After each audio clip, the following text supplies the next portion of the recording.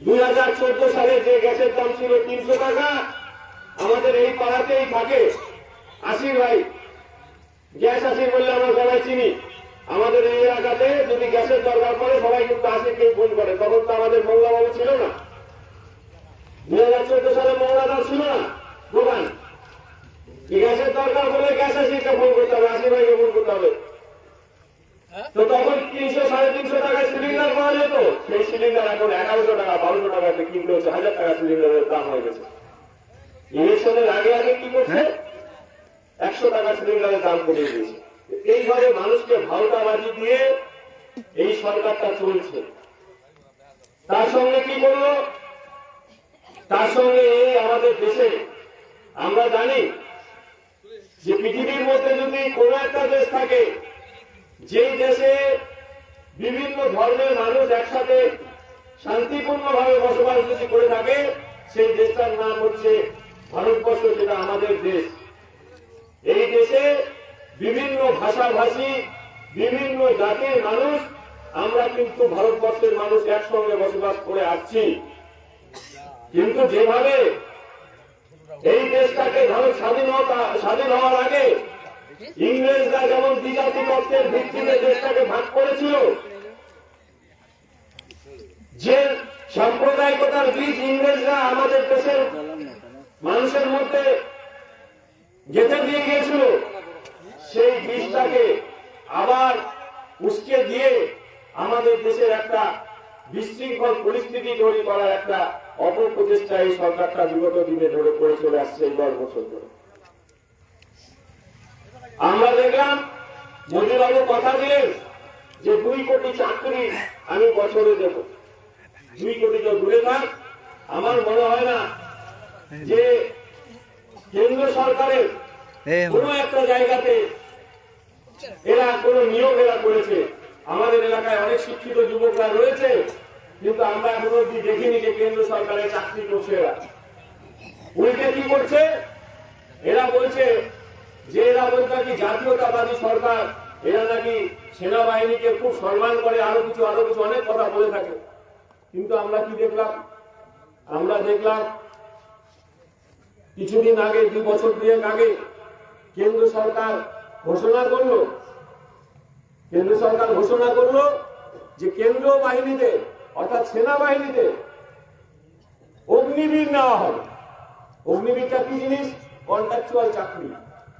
4 বছর চাকরি করবে, 4 বছর পরে ওকে আবার বাড়ি ফিরে আসতে হবে, কিছু টাকা ওর হাতে ধরিয়ে দেবে। তাহলে একটা বেকার ছেলে চাকরি করতে যাবে 4 বছর সেন্ট্রাল গভর্নমেন্টে, আবার 4 বছর পরে তাকে বাড়ি ফিরে আসতে হবে, অল্প কিছু টাকা দিতে হবে, কোনো পেনশন না কোনো কিছু। তার মানে কি, এরা সেনাবাহিনীটাকেও কিন্তু বেসরকারীকরণের দিকে নিয়ে যাওয়ার চেষ্টা করছে। আজকে রেল বিক্রি করে দিয়েছে, আজকে মানে আমাদের এয়ারপোর্ট গুলা বিক্রি করে দিয়েছে। বিভিন্ন রকম যেগুলো আমাদের সরকারি সংস্থা ছিল, নামি সরকারি সংস্থা ছিল, সেগুলোকে এরা বিক্রি করতে শুরু করেছে এক এক করে, বেসরকারীকরণের নাম করে। বেসরকারীকরণ করলে নাকি উন্নয়ন হবে। আমাদের তো মাথায় ঢোকে না যে বেসরকারীকরণ করলে পরে কোনো কিছুর উন্নয়ন হবে। আজকে আমরা দেখতে পাচ্ছি এই মোদী সরকারের যেটা ভাওতাবাজি, সেই ভাওতাবাজি নিয়ে মোদী সরকারের যারা কেন্দ্রীয় মন্ত্রী আছে, কেন্দ্রে যারা মন্ত্রিসভায় রয়েছে, তারাই বলছে মোদী নাকি ভাওতাবাজি বলছে। আমি প্রথমেই বক্তব্যের শুরুতে বলছিলাম যে 15 লক্ষ টাকা করে অ্যাকাউন্টে ঢুকবে, এই কথা মোদীবাবু বলেছেন। একবার সাংবাদিকরা অমিত শাহকে জিজ্ঞেস করছে, অমিত শাহ হচ্ছে কেন্দ্রের গৃহমন্ত্রী অর্থাৎ হোম মিনিস্টার, তাকে বলছিল যে আপনার নেতা তো বলছিল যে 15 লক্ষ টাকা করে ঢুকবে, তা আপ क्या कहते हैं? অমিত শাহ বলছে ये तो जुमला है, ये तो एक जुमला है। এই কথাটা কিন্তু অনেকেই আমরা দেখেছি, আমরা মিডিয়ার মাধ্যমে আমরা দেখেছি যে অমিত শাহ বলছে যে এই কথাটা নাকি জুমলা। অ্যাকচুয়ালি সত্যি কথা বলতে কি, এই কেন্দ্রে যে সরকারটা চলছে সেটা হচ্ছে জুমলাবাজির সরকার। এই জুমলাবাজির সরকারটাকে আমাদের চিরতরে আমাদের ভারতবর্ষ থেকে বিদায় করে দিতে হবে। সেই কারণে আমরা এখানে যারা একত্রিত হয়েছি, তারা আগামী 26 তারিখে আমাদের যে প্রার্থী রয়েছে গোপাল রানা, তাকে 1 নম্বরে ঘাসফুল চিহ্নে বোতাম থেকে আমরা তাকে বিপুল ভোটে আমাদের এই দার্জিলিং লোকসভা থেকে আমরা নির্বাচিত করবো, দিল্লিতে পাঠাবো, মমতা ব্যানার্জির হাতে শক্ত করবো। এই শপথ আমরা আজকে কিন্তু এখান থেকে দেবো।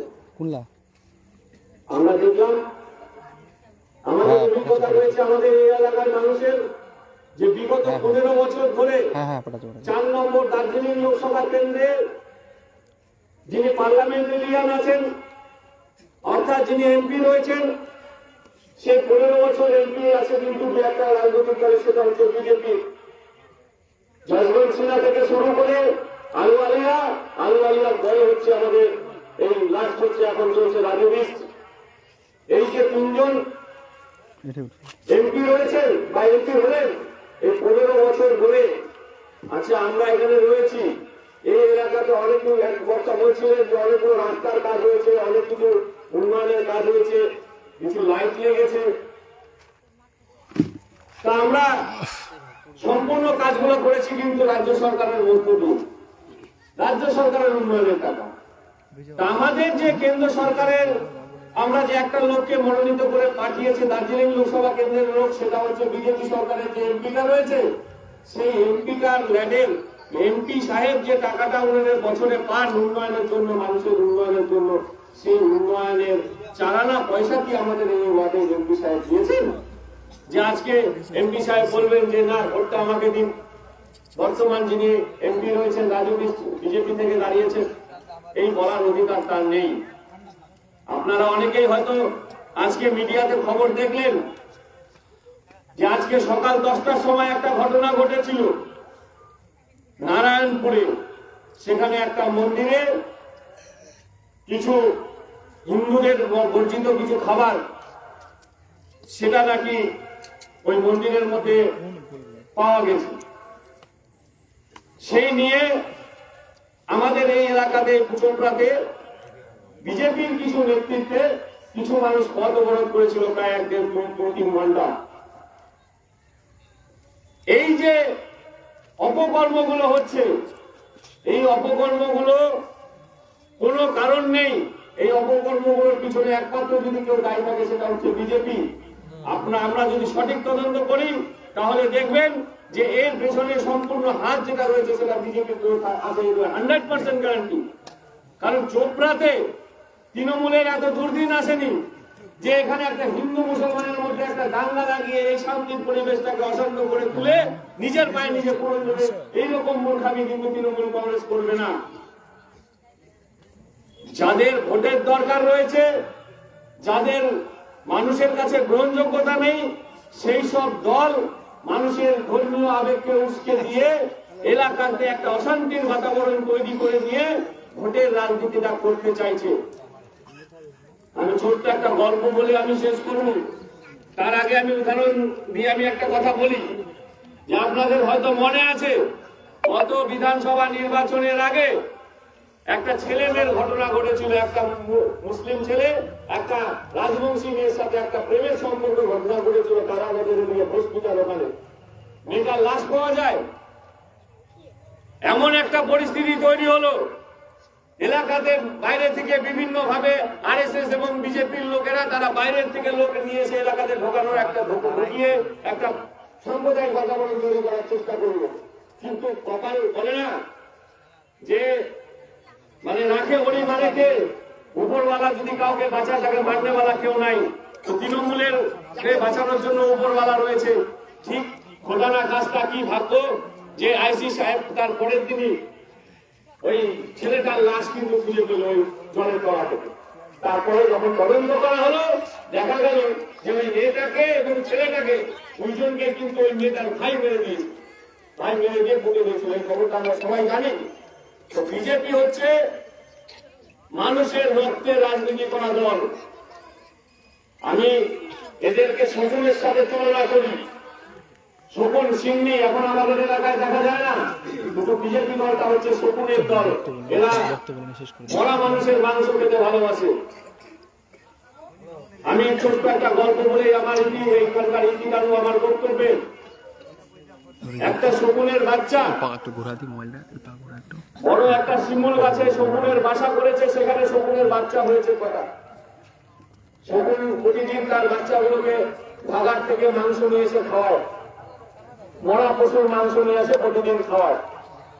একদিন শকুনের বাচ্চারা শকুনকে বলছে, মা তুমি তো বিভিন্ন পশুর মাংস এনে খাওয়াচ্ছ, আমাদের খেতে খেতে এক খেয়ে লেগে গেছে, আমাদের ইচ্ছা হচ্ছে আমরা মানুষের মাংস খাই, আমাদের মনে খুব ভাগ মানুষের মাংস খাওয়া। শকুনের মা বলছে, কোনো চিন্তা করিস না বেটা, তোর যখন মানুষের মাংস খাওয়ার ইচ্ছা হয়েছে আমি কালকেই তোদের মাংস। আমরা কথা বলবো স্থানীয় গ্রাম পঞ্চায়েত সদস্য, তাদের সাথে আমরা কথা বলবো। বলছিলাম আজকে আপনাদের গ্রাম পঞ্চায়েত এলাকায় অভিনেতা গোপাল লামার প্রচারে এসেছেন, কি বলবেন? কি বলবো, আমাদের চোপড়ায় এত আজকে এই যে সোম আসা থেকে এবং মন্ত্রী আসা থেকে আমাদের এলাকায় আপনি দেখছেন নন্দীগোছে প্রচুর পরিমাণে মানুষের ঢল নেমেছে। এতে পরিষ্কার আজকে হয়ে গেল আমরা যে জোট ভোট বা বিজেপির কোনো ভোট এখানটায় নাই। গোপাল লামার হাট কতটা শক্ত করতে পারবেন দাসপাড়া গ্রাম পঞ্চায়েত থেকে? দাসপাড়া গ্রাম পঞ্চায়েত থেকে মানে কত হাজার ভোট লিড দিবেন গোপাল লামার হাতে? আমরা দাসপাড়া থেকে ধরে রাখেন না, আমরা 15 থেকে 16,000 ভোট লিড দেব। কতটা আশাবাদী যে আপনাদের প্রার্থী জিতবে? আমরা তো 100% আশাবাদী নিয়েই তো ভোট দিচ্ছি মানে জিতার জন্য তো ভোট দিব, এটা 100%। এখানটা আমাদের 100% কম কিছু নেই। রাত 10টা বাজে আমরা দেখলাম কিছু মহিলারা এখনো এখানে আসে, আসলে কি কিসের জন্য আসছে তারা? আপনারা বুঝতে পারছেন না যে দিদি সারা পশ্চিমবঙ্গে মহিলাদের জন্য 1,000 টাকা করে লক্ষ্মীর ভান্ডার করেছে, SC ST এবং ওবিসিদের জন্য 1200 টাকা করেছে। তো এইটা তো এক প্রকার চাকরি হয়ে গেছে মানুষের। তো যারা দিদির চাকরি টাকা পাচ্ছে তারা একদিন রাত্রিবেলা বসে মিটিংয়ে থাকবে, তাদের অসুবিধা কোথায়? তারা তো উৎফুল্ল যে আমার আবার আগামী 12 মাসেই মানে 1,000 টাকা করে পালে 12 মাসে 12,000 টাকা পাবো, আর 5 বছর যদি দিদি থাকে তাহলে 60,000 টাকা পাবো একটা ফ্যামিলিতে, একটা লোকের। আর 3টা থাকলে তো 1,80,000 হয়ে যাচ্ছে। আপনি বুঝতে পারছেন না তাদের ফ্যামিলিতে কত উৎফুল্ল, তাদের আনন্দ কত। তারা আনন্দের জন্য রাত 10টা কেন, রাত 12টা অব্দি মিটিংয়ে থাকবে। তারাই তো এখন দেশ চালাচ্ছে, মহিলারা দেশ চালাচ্ছে। মুখ্যমন্ত্রী যেহেতু মহিলা, রূপশ্রী, কন্যাশ্রী, যুবশ্রী, ঐক্যশ্রী সবই দিয়েছে। তো মানুষ তো পাগল হয়ে গেছে না দিদির জন্য, তাদের জন্য রাত আর দিনের কি আছে। দুধের মিটিংয়ে তারা স্বতঃস্ফূর্তভাবে এসেছে। আপনি দেখেছেন কোথাও রাত্রিবেলায় কোথাও মেয়েগুলো পাড়ার মিটিং করে? আমাদের এখানে পাড়ায় মিটিং করছে তারা। তাহলে কি আপনারা মনে করছেন মহিলাদের ভোট তৃণমূলে পড়বে? 100% মহিলা খালি কেন, সম্পূর্ণ মহিলা, পুরুষ কারো ভোট এদিকে ওদিকে পড়বে না। কেন পুরুষটা কেন ভোট দেবে না? আমি আমার মতো লোক মাসে 10,000 টাকা, বছরে আমি 10,000 টাকা পাচ্ছি, কৃষক বন্ধু টাকা পাচ্ছি, বৃদ্ধরা বৃদ্ধ ভাতা পাচ্ছে, যুবকরা ঐক্যশ্রী পাচ্ছে, যুবশ্রী পাচ্ছে। তাহলে ভোটটা কেন দিবে না? পুরুষ মহিলা সবাই ভোট দেবে তৃণমূলকে। আপনারা একটা ভুল বার্তা নিয়ে যাচ্ছেন যে শুধু মহিলারা ভোট দেবে, না, পুরুষ মহিলা সবাই ভোট দেবে। এখান থেকে এই মুহূর্তে কি বার্তা দিবেন সাধারণ মানুষের? দেখেন আমাদের যে বুথটা, এই বুথটাকে এই একজন বক্তব্য দিবে লাগাই বলো। এই বুথটা হচ্ছে অশোক রায়ের বুথ। কংগ্রেস নেতা অশোক রায়, যিনি মাঝখানটায় বিজেপিতে চলে গেছিল, বিজেপিতে আসার পরে আবার কংগ্রেসে ফিরছে, আবার জোট ভোটের কথা বলছে। আমাদের বুথ থেকে আমরা MLA সাহেবের হাতে আজকে আপনাদের ক্যামেরায় বলে যাচ্ছি যে 7 থেকে 800 ভোট আমরা লিড দেবো। এই বুথ থেকে লিড 7 থেকে 800 ভোট লিড হবে। 1249টা। ঠিক আছে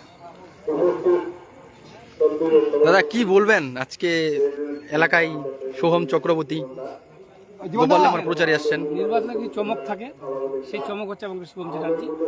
কিছু মানুষ যখন ভুল ভ্রান্তির পথে আছে তাকে দেখে হয়তো যদি অনুসরণ করে আবার টিএমসিতে আসে, আর সেই জন্যই আজকে তার সভা হচ্ছে নন্দীবাসে। কি বলবেন এলাকার মানুষের উদ্দেশ্যে? বলবো এলাকার মানুষ নিয়ে, মানে বুঝতেই পারছেন দিদি যেখানে মহিলারা সেখানে, দিদি ছাড়া মহিলারা কাউকে ছেড়ে না। দিদি একমাত্র ভরসা, শ্রীকৃষ্ণ ভরসা, পশ্চিমবঙ্গের একমাত্র মমতা দিদি ভরসা। আগামী 26শে এপ্রিল লোকসভা নির্বাচনের দ্বিতীয় দফায় ভোট, কি বলবেন তাহলে? দেখুন, দার্জিলিং লোকসভা সাধারণত সরাসরি আগামী 3 টার্ম বিজেপি করছে। মানুষ তো বিষম্ব হয়ে পড়ছে এবার তাই মানুষ বদল চাচ্ছে।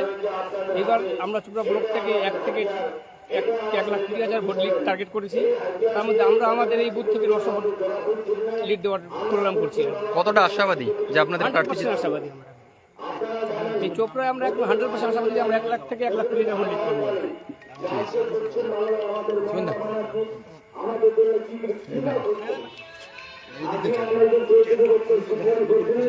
দাদা কি বলবেন, এলাকায় অভিনেতা প্রচারে এসেছিলেন, গোপাল লামার প্রচারে?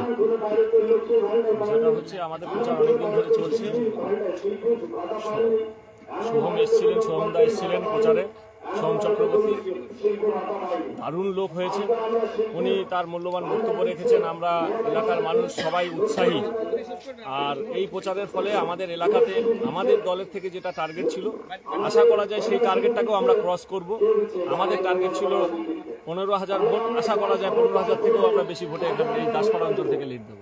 মঞ্চে বক্তব্য দেওয়ার সময় শুভম বলছিল যে আত্মীয় আসলে আপ্যায়ন করবেন, বিজেপি আসলে ছুড়ে মারবেন, কি বলবেন এই মন্তব্যকে?